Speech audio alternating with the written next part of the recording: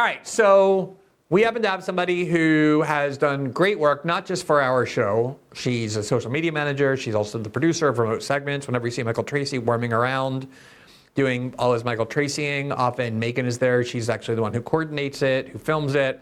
But she also has a very successful YouTube channel of her own. She's very good at speaking to people, very kind of unassuming. There you see her YouTube channel. It's called Clickbait Wasteland, kind of ironically named. It's actually very substantive interviewing that she does. It's become quite popular. She sort of built this big following on YouTube in her own spare time that shows her talent. She's with us tonight. She's making her debut appearance on our show, even though she's worked with our show from the very beginning. I hope she's not too nervous, and I'm excited to hear from her. Good evening, Megan. How are you? It's great to see you in this context. Hi, Glenn. It's great to be here on the show in this capacity, I suppose. Yeah, I'm excited as well. All right, it's a little weird. I'm going to have to get accustomed to seeing you on this particular screen in this particular setting, but I think we can both work through it. So before we get into the specifics, just tell us what it is that you did yesterday, where you went, kind of what it is generally that you saw. Yeah, so this was the No Kings protest in New York City, and the main protest in New York City was down in Times Square. I went to one of these kind of satellite No Kings protests that was held up in Harlem, kind of at the intersection of like 125th Street and Amsterdam. And it was kind of ironic because just looking at the crowd, you could tell that these people were not from the neighborhood. And the median age, I would say, was probably around like 65. And I spoke with the organizer there and I asked her, I was like, hey, I noticed that there's a lot of older people here. And she said that she organized this event so that people with like mobility issues could attend. But looking at a lot of the videos of the protests down in Times Square, it also seemed kind of like boomer hour protests. But this one was especially geriatric, I thought. So I just went over there to check it out. I talked to people who were attending the protests. I was given this list of the chants also, if I felt inclined to chant along with them. There were a lot of great, like, hey, hey, ho, ho, Trump has got to go, or like oligarchy has got to go. It was actually really quaint, I thought. Like the energy was, not as intense as like a pro-Palestinian protest, like at Columbia, for example, because these people were obviously older and a lot of them were grandparents even, and they had signs about being grandparents. So it was just a really great, like, almost like ethnography of the vestiges of this resistance movement. So I just went over there and I spoke with people about, why are you there? And we can get into what they said, but I think you described it quite well as it's this kind of like, I don't know, theatrical kind of thing that people do to feel better about themselves, but it's not really a true resistance, I don't think. It's I guess maybe the word is disturbing, or just, I guess, to be less dramatic about it, kind of notable is 125th Street in Amsterdam is kind of a storied place in New York. It's, I think in the middle of Harlem, or sort of like, in the heart of Harlem. For a long time, they had this newspaper, this kind of alt-weekly called the Amsterdam News, which was the voice of kind of more radical left, like black Harlem political perspective. That I used to read when I lived there, in the 90s and into the 2000s. And you would expect, I can understand in Manhattan, you kind of get, Manhattan is just like, has become increasingly staid. It's people who have a lot of money. Sure, they attracted a lot of people in Brooklyn, kind of like online Brooklyn liberal types.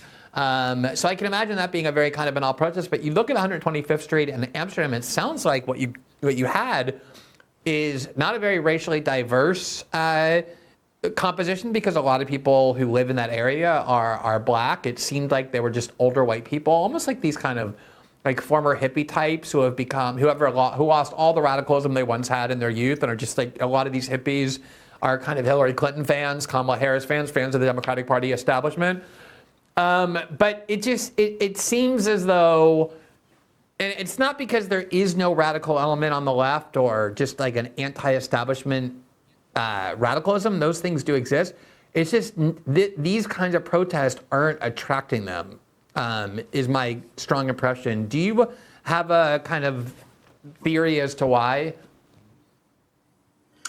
Yeah, I think that I mean, I just observed this exact phenomenon in talking with these people. I also asked them about the New York City mayoral election because I feel like that's a pretty good litmus test of, you know, are you with this kind of establishment Democrat Party that I feel like is very emblematic of these No Kings protests, or are you looking for some sort of something new, something that's a little more populist? And, you know, even though all these people would probably identify as Democrats, not everyone was voting for Zohar Mamdani there. Some people said that they were undecided. And then I also asked people, who would you like to see on like the 2028 presidential ticket? And one man told me that he wanted Cory Booker on the ticket. So that's kind of the types that this event attracted. And I think that, first of all, like the way that No Kings is organized, it is pretty like establishment. It is sponsored by so many groups. It's not a fringe movement at all, really. So it's funny because like these protests, these people really are not in too much like danger of being surveilled or put on certain lists, even though they may feel this way at this protest. It's like the most safe kind of protest you could go to, I would imagine. And it was interesting because some younger people were at the protest and they started a Free Palestine chant. And the reaction of the crowd was very like mixed. Like some people kind of joined in eventually, but it wasn't as strong as the, you know, we hate the orange man is bad, get him out of here. So I really do think that it's a generational divide mostly. And I also think the way that people found out about this was through like more like Facebook groups, maybe more mainstream ways of, you know, learning about these protests. It's a very like packaged for TV almost kind of protest. You know what I mean? It's something that you would see on like broadcast TV. And I don't know, it really attracts these types who were probably out there in, you know, 2017 at the resistance protests. You know what bothers me is this idea of No Kings in just kind of like a clinical abstract sense is something I really could get behind and support because it ought to be opposed to the concentration of authoritarian power that we would consider monarchical, the lack of checks and balances. And I do think that very much defines the American polity. You have Congress that basically does not exist for any real purpose.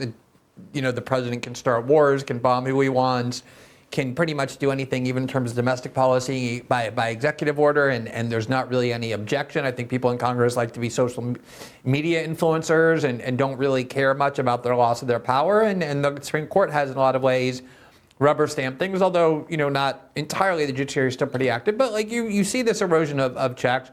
What bothers me, though, is, you know, I wrote a book back in 2006, like the first book I ever wrote shortly after I began writing about politics.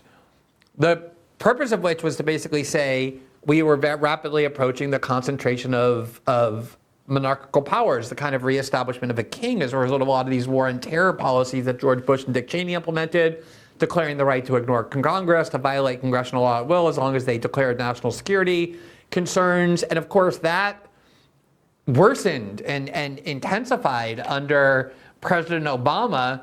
And so if you were to say to me, hey, we want to go out on the street and kind of call for a restoration of balance of powers for genuine constraints on the executive, I would say, yeah, I'm all for that. Let's go. But there seems to be no sense of that context or history here. Most of these people probably love George Bush now. They certainly love, like, you know, the kind of orbiters of the Bush-Cheney world, like, you know, Bill Kristol and Nicole Wallace and David Frum and these whole types of people have rebranded as resistance liberals. So they don't have any problem with George Bush and maybe not even Dick Cheney as a result of the heroine that he spawned named Liz, like their national heroine. And they certainly don't have that sense at all about Obama. So is there any kind of substance or meat to this anti-authoritarian agenda other than we should have Democrats in power and not Republicans? Yeah, I mean, I think it is a very partisan protest. And also, like, if you think about how the Democratic primary was conducted last year, I mean, that felt not like straight up authoritarian, but they're really, if you want democracy, like that's where you should be demanding it in your own Democratic primaries, right? Instead of having Kamala Harris just thrown there at the last minute as the nominee. So I do think that these protests have just become about these vague, we want democracy chants. Some people I spoke to did have more specific concerns about Trump's use of the military in certain cities. And, they had more specific things that like complaints about ICE coming into, outside schools. I spoke to a woman who was a teacher of bilingual students in New York City, and she said she was concerned about Trump's deportation policy. So some people had like specific things that they could point to, but if you brought up exactly those objections to like war on terror policies or surveillance policies under Obama, they would probably never imagine protesting Obama. And this is clearly is like a anti-Trump protest at its core.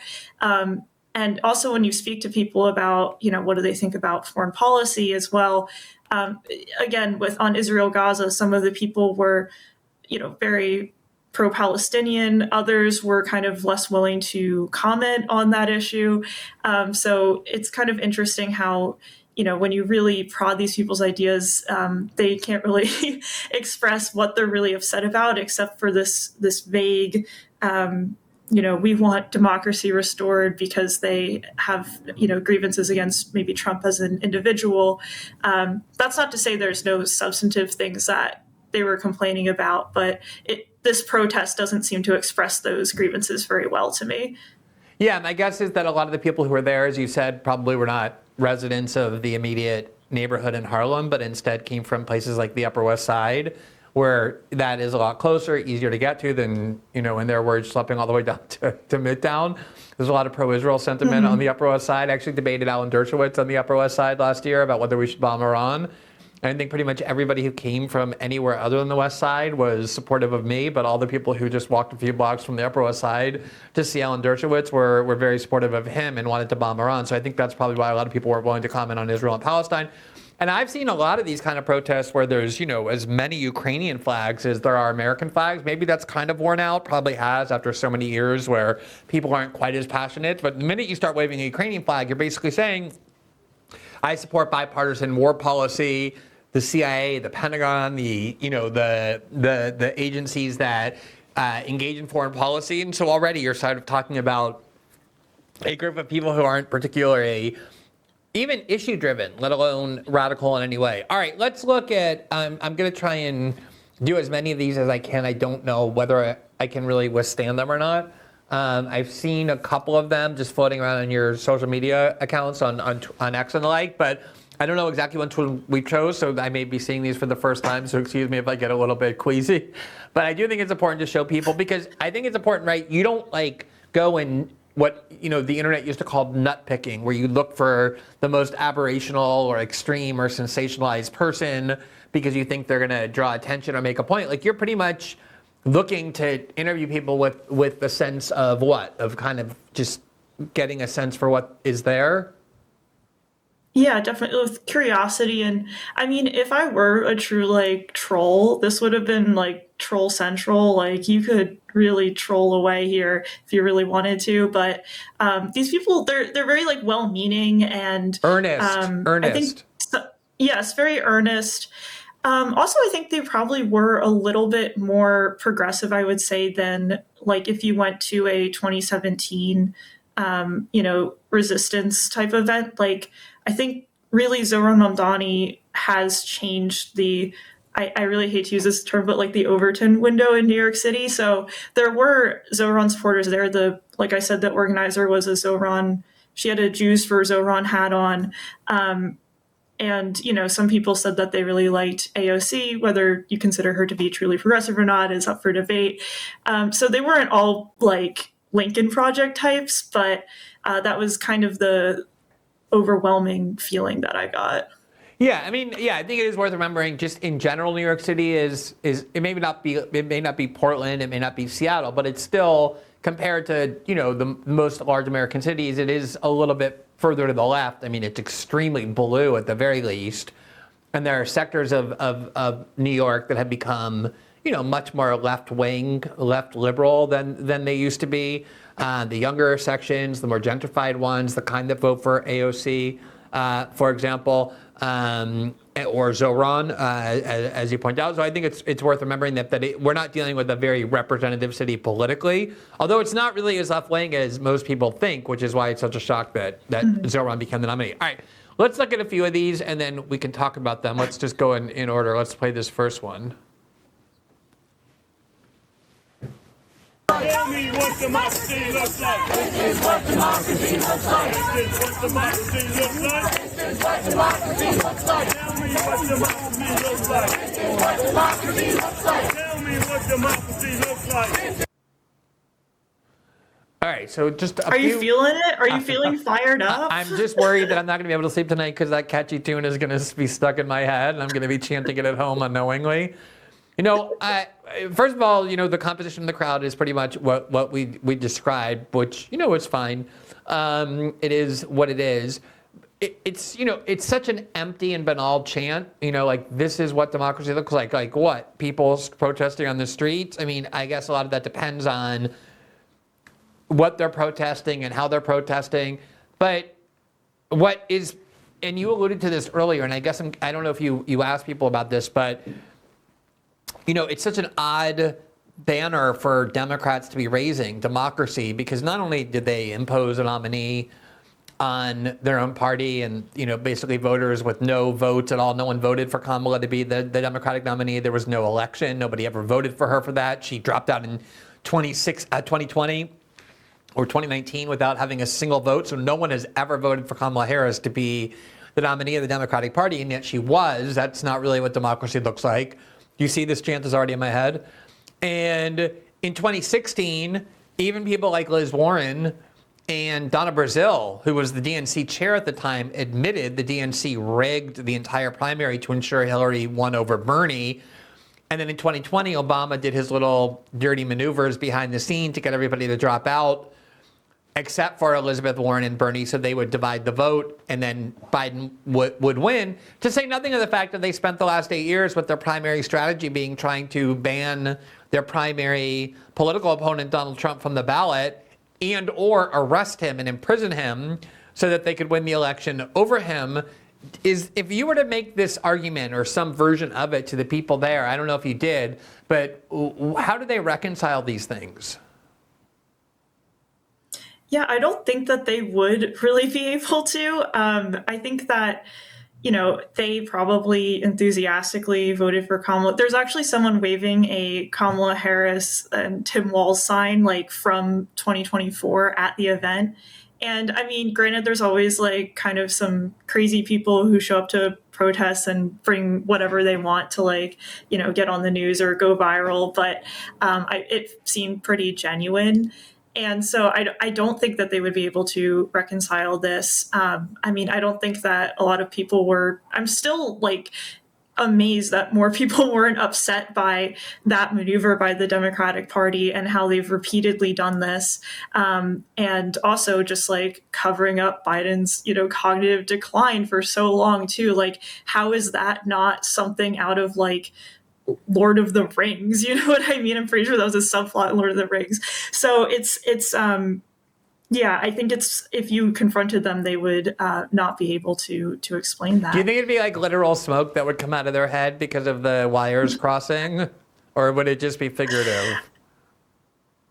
I think they would just kind of go back to their usual line of argumentation, which is that, Trump is so bad, so therefore the Democrats are shielded from any criticism. I don't think that there was a lot of introspection going on, although there were some younger people there who I think were maybe more critical of the Democratic Party. But if you're showing up to the No Kings protest and, that's basically being endorsed and talked about by all these establishment figures, how against the grain are you really going? Yeah, when you're waving Kamala Harris and Tim Walz signs. And by the way, for what it's worth, in 2016, the entire Republican establishment was opposed to Donald Trump. He had 10 different political opponents, first Jeb Bush and then Marco Rubio and then Ted Cruz, behind which all this establishment money, assembled, and he still won. And then even in 2024, as the former president he ran against 5 or 6 different, like, reasonably credible officials, senators and governors, people like Ron DeSantis and Nikki Haley, and he won there as well. So, 2020 was the incumbent president, as is typically the case. He didn't have real opposition in the Republican Party. But 2016 and 2024, there were very vibrant primaries within the Republican Party, and Donald Trump won both of them freely and fairly, despite the party being opposed to him in many ways. Obviously, I think there are a lot of authoritarian policies Donald Trump has enacted. We've covered them a lot on our show. But when you look at democracy and elections and the like, it's kind of weighing that, I would say, weighs in Trump's favor and against the Democrats, at least over the last 10 years. All right, let's look at another interview here. Here's a person you were able to speak with. I was curious, what you think about, the future of Democrats taking money from AIPAC, whether you think that they should stop doing so. A lot of people in the Democrat Party are demanding this. Well, I listen, all of these elected officials need to stay in office in order to effectuate the changes that they believe in. And if that means that they're taking money from various groups, sometimes what they'll do is they'll take money from the people supporting the right, people supporting the left, and they do what they want anyway. They do what they think is right. I think Cory Booker is that kind of guy. And just, sorry, one last question. I don't want to keep you. I was curious if you've been following the New York City mayoral election and if there's anyone that you support. Well, the one I didn't support, thank God he's out of the race. That was Mayor Adams. I never had any confidence in him. I met him in the Senate when he was in the New York State Senate. I never had any respect for him.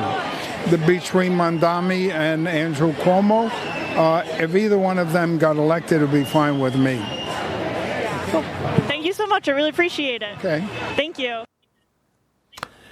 And, he definitely was an earnest guy, almost childlike in his belief in how the politicians and the political system function. They take money from AIPAC, but it's just so that they are able to stay in power and do all the good and important things that they want to do. And they take these people's money, but don't really serve their agenda. They're really just there to help. And so I want Democrats to take money from everybody. Exactly. Earlier, he also mentioned that if you're not aware that we're living in 1933 Germany, that was something else he told me. And so I just wanted to warn you about that. He also, though, was critical of, Israel's war in Gaza too earlier, and said that he was supportive of the Columbia protests. So I thought this was such an interesting response that this guy also supported Cory Booker for the Democratic ticket in 2028. But he also doesn't really see problems with, politicians taking money from AIPAC because, like you said, I think he just, at the end of the day, the ultimate goal is how do we get Democrats in office? Does it really matter how they get there or what they do once they're there or how those contributions may affect how they are making decisions? I don't know. As long as they're a Democrat, that's fine. So I think that was kind of his thinking. And yeah, he definitely was stuck in this, older era, I think, of how he thinks about politics. And he's very, obviously committed to the establishment, as a lot of people there were. Yeah, I think there's this misconception too, and I've seen this for decades, that if a politician is a black Democrat like Cory Booker, especially if they're from a predominantly black district, Cory Booker comes from Newark, he makes a big deal of the fact that he still lives there in what he calls a predominantly black and brown neighborhood. I think there's always this default assumption that they're somehow liberal, and a lot of, black Democrats, you look at Jasmine Crockett, for example, who's very, flamboyant and loud in her use of language to condemn Donald Trump, but on issues, she's very centrist when it comes to, she never, to my knowledge, has really talked much about Israel. She doesn't really talk about foreign policy, and the Congressional Black Caucus is very, I would say, they're more centrist than anything, very connected to corporate America. They take a lot of money from there. They take a lot of money from AIPAC. So I think there's always this assumption if I say Cory Booker, he must be a good safe bet. He's a black Democrat from New Jersey. Kind of seems liberal to me, even though Cory Booker is one of the worst whores for Wall Street and AIPAC that exists in the entire Senate. It's just a cognitive dissonance there to realize that. All right, let's look at this next one. Yeah. So here in New York, I'm curious if you've been following the mayoral election. Is there a candidate that you support? Actually, no. No, okay. Can you tell me? I don't like any of the candidates, I have to say, and I honestly have not yet decided who I'm voting for. So are you between like Mamdani and Cuomo then? Yes, I am. I wouldn't say I'm between them. Okay, you don't like. Behind them or in front of them or something, because anyway, yes, I think, well, how can I say this? Cuomo has too much experience and Mamdani doesn't have enough. So you're worried about City like New York. in terms of like policies between the two of them. Do you lean one way or another? Well, as I said, I haven't decided. I mean, you asked her, like, do you lean toward one way? She was like, are you dumb? I just told you I haven't decided, which is a completely different question. Like, you could still lean toward one, but not be a son. But anyway, she seemed nice too. Not really, but a little bit. But, you know, Megan, the one thing I just want to say before, I think this is, those are all the clips we're going to show, but before I let you go, it's like, one of the really interesting things is that for a long time, Republicans didn't really know how to attack AOC.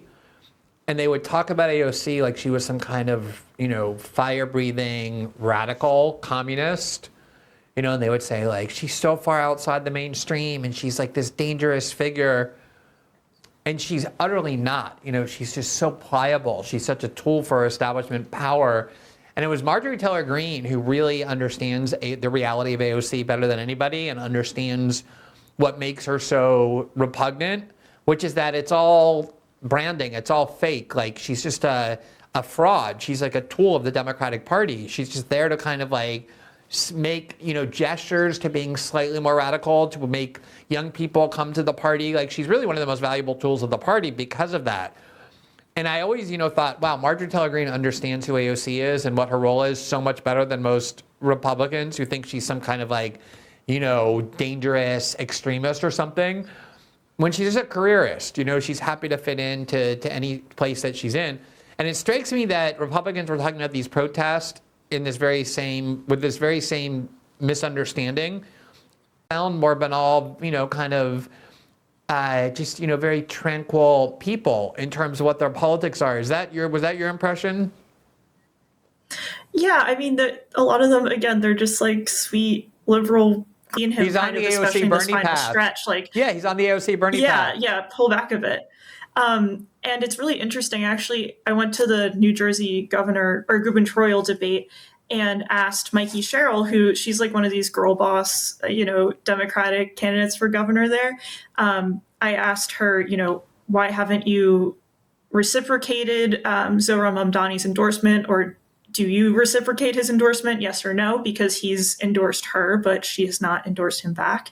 And she was like, I'm not going to comment on the New York City mayoral election, which is crazy because the governor of New Jersey would have to presumably work with the mayor of New York City. But it just, you can see how, you know, these kind of people, they just can't deviate from this thing that they've always known and how to operate as Democrats and how to deviate from the script. And I think that's really apparent in the interviews that I had with these people. So. All right, listen to me. Let's just listen. You're already drinking coffee, right? Okay, you're already drinking coffee.